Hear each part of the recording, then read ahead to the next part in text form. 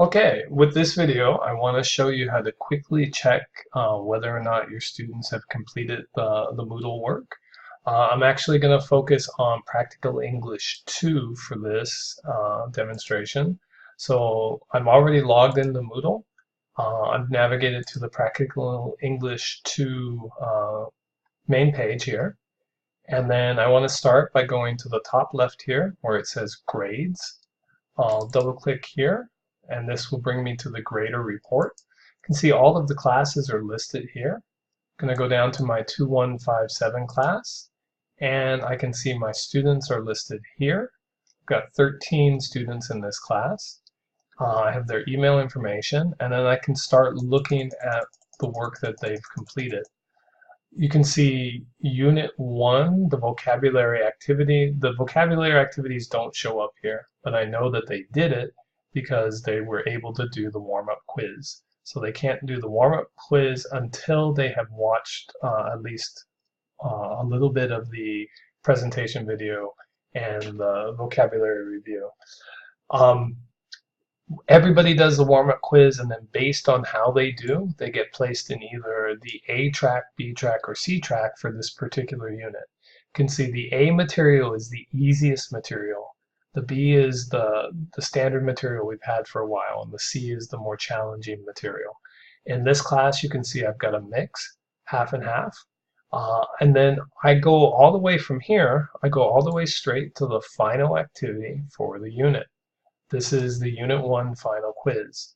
Now, quickly at a glance, I can see everybody but Dahe completed it. So one student did not, the other 12 did. So these other 12 most likely will get full credit for the unit.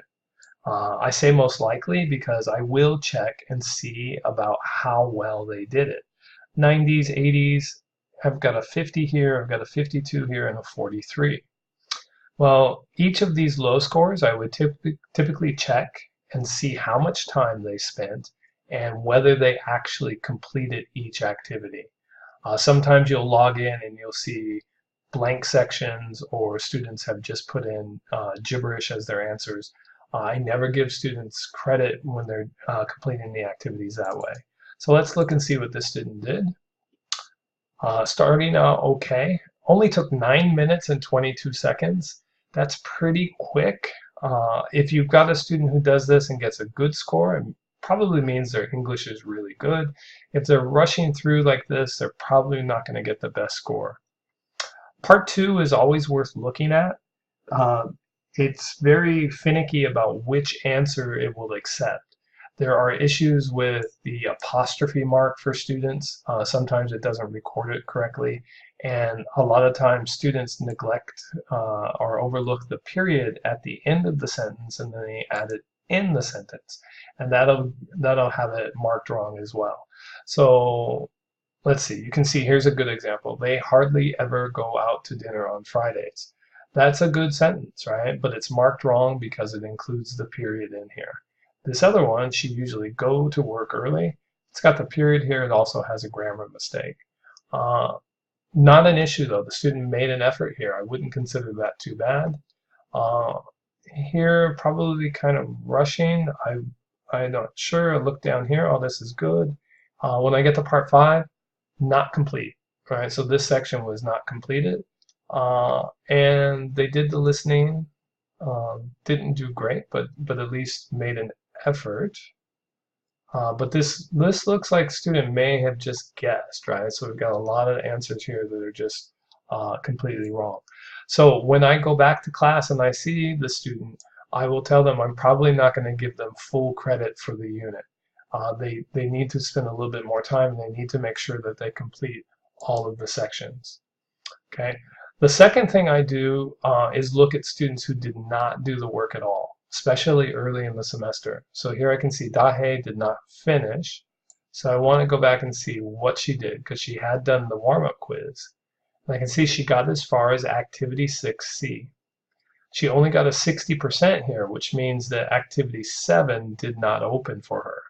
And I want to see, did she do it once, twice, 3 times? So I'll click, go in and take a look. She spent 6 minutes, 6 minutes, 28 seconds. She only got 6 out of 10. and she only did one attempt. Okay, so I want to see her doing it more than once. If she got them wrong, she should try to do the activity again.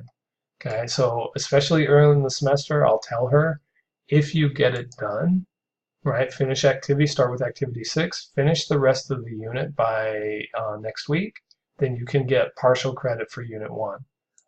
And that's it. And I've already assigned unit 2. So you can see unit 2, the warm-up quiz. Only 2 of the students have got it done so far, but I expect by Sunday everybody will have it done, and then I'll check course completion the same way. For me, the TOEIC practice quiz is optional. I pointed out to students that it's there. Some students like to do it, others don't. For me, that's okay. So I had 4 students here that completed the TOEIC quiz. Okay, that's how I check the grades. I know there are other ways to check the grades, but for me, this is the quickest and most convenient. I hope this has been helpful for you.